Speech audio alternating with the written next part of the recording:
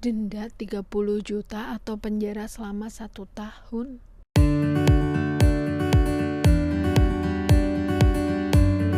Hai semuanya, dengan aku Hanifa. Teman-teman tahu nggak sih, pertanggal 1 November 2024, pemerintah Jepang telah mengeluarkan peraturan baru bagi pelanggar pesepeda di Jepang. Nah, kali ini aku bakal bacain 2 peraturan baru bagi pelanggar pesepeda di Jepang. Jadi, pertanggal 1 November 2024, Jepang mengeluarkan peraturan baru untuk pelanggar pesepeda di Jepang. Dan konsekuensinya ini tuh nggak main-main ya.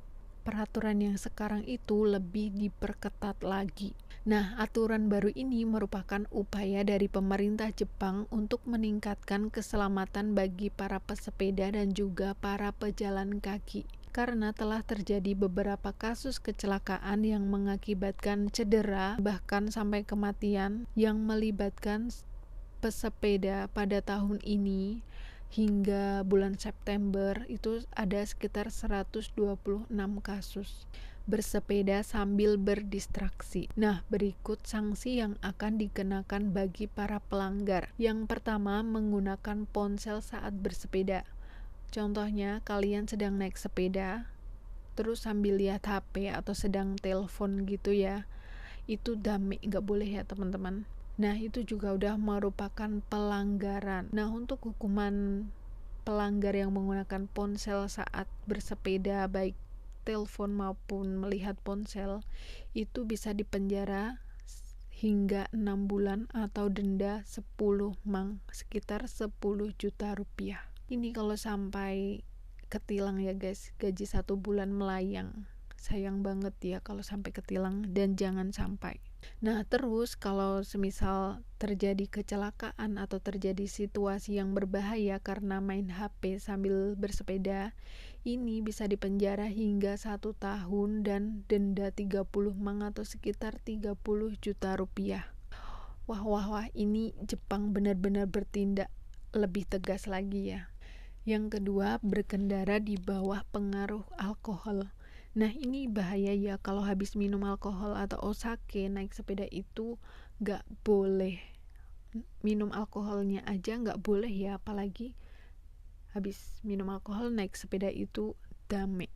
Nah, untuk pelanggar ini bisa dikenakan hukuman penjara hingga 3 tahun atau denda 50 mang atau sekitar 50 juta rupiah.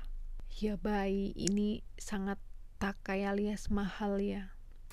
Nah guys, untuk penyedia sepeda atau yang meminjamkan sepeda itu juga bisa terkena hukuman hingga 3 tahun dan juga denda 50 mang atau sekitar 50 juta rupiah. Bukan hanya itu aja guys, pihak yang memberikan minuman beralkohol kepada pengendara sepeda juga dapat dikenakan hukuman penjara 2 tahun atau denda 30 mang atau sekitar 30 juta rupiah.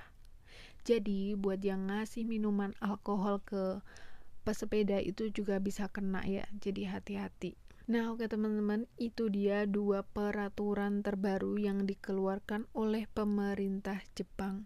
Selain itu juga ada peraturan yang tidak diperbolehkan saat bersepeda di Jepang. Yang pertama, bersepeda dengan payung. Maksudnya kalian itu naik sepeda terus tangan satunya itu pegangan payung gitu ya, itu nggak boleh ya guys, karena kalau misal satunya pegang payung itu nanti satunya nggak bisa kayak ngerem, itu susah ya, dan itu sangat berbahaya, bisa kena denda 5 mang atau sekitar 5 juta rupiah.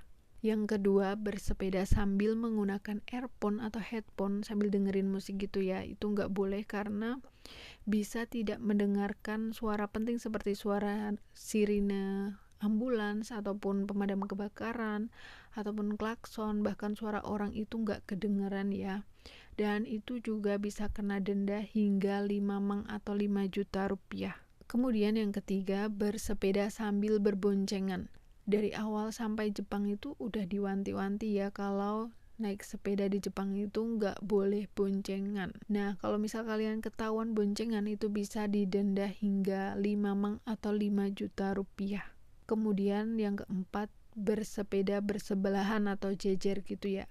Kalau naik sepeda nggak boleh barengan, jadi harus depan belakang. Karena kalau semisal kita itu bersebelahan, maka salah satu sepeda akan menutupi jalur lain ya, akan menutupi jalur mobil gitu, dan ini tuh sangat berbahaya. Kalau semisal kalian ketahuan, itu bisa dikenakan denda hingga 2 mang atau 2 juta rupiah. Nah, teman-teman perlu ketahui ya, sepeda itu juga termasuk kendaraan.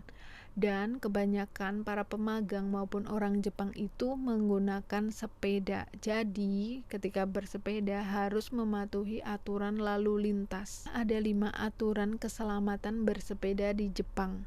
Yang pertama, berkendaralah di jalur mobil atau di sisi kiri jalan. Maksudnya itu jangan lawan arah ya. Kalau kita jalan kaki kan kita lawan arah, tapi kalau naik sepeda itu kita arahnya sama ya, kayak mobil ya, kalau di kiri ya sebelah kiri ya, pokoknya kita itu nggak boleh lawan arah ya guys.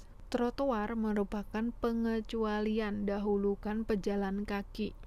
Terus kapan sih kita boleh pakai trotoar saat bersepeda? Yang pertama, ketika ada rambu di trotoar itu boleh pakai sepeda. Contoh rambu-rambunya itu seperti ini. Yang kedua, berusia di bawah 13 tahun atau 70 tahun lebih atau memiliki disabilitas fisik. Yang ketiga, jika jalan atau kondisi lalu lintas tidak ada alternatif jalan lain, jadi jalannya itu satu-satunya cuma itu, nah itu boleh ya. Pejalan kaki selalu berhak atas trotoar. Jika ada kemungkinan menghalangi mereka, berhentilah. Jadi kalau semisal kalian itu lewat trotoar terus ada pejalan kaki, jadi yang naik sepeda itu harus ngalah ya guys. Yang kedua, di lampu lalu lintas perempatan jalan, patuhi lalu lintas dan berhenti sebentar. Pastikan keamanan, selalu berhenti bila ada rambu tomare atau kanji tomare itu ya, pasti di setiap perempatan itu ada kanjinya itu seperti ini. Ini tuh artinya berhenti sebentar gitu ya. Kemudian tengok kanan kiri untuk memastikan jalan aman sebelum melanjutkan bersepeda. Yang ketiga, nyalakan lampu sepeda jika hari mulai gelap. Gunakan juga reflektor. Lampu sepeda membantu pengemudi dan pejalan kaki melihat kita bersepeda. Ada baiknya pula jika mengenakan pakaian berwarna cerah, jadi hindari warna-warna gelap ya, seperti hitam itu lebih baik jangan pakai warna hitam. Yang keempat, dilarang mengemudikan sepeda setelah minum alkohol ya, seperti peraturan yang baru tadi ya guys. Yang kelima, mengenakan helm, karena helm menjaga kepala agar tetap aman saat terjatuh. Nah guys, itu dia peraturan terbaru dan juga peraturan lama ya yang wajib kita patuhi, dan jangan sampai kena tilang saat bersepeda. Nah di Jepang itu kalau kita beli sepeda biasanya itu di tempat penjualnya atau kita tempat belinya itu pasti nanti akan didaftarkan ke kantor polisi dan nanti akan ditempel nomor sepeda itu ya guys. Jadi semisal sepedanya hilang atau kamu melanggar lalu lintas, nanti polisi itu akan mencatat nomor sepeda kalian.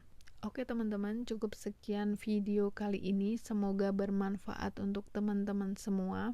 Untuk teman-teman yang sedang di Jepang, selalu berhati-hati ya, dan juga teman-teman yang mau berangkat ke Jepang jangan lupa patuhi peraturan di Jepang. Oke, terima kasih teman-teman yang selalu dukung channel aku. Jangan lupa like, comment, subscribe, dan share sebanyak-banyaknya. Sampai jumpa di video selanjutnya.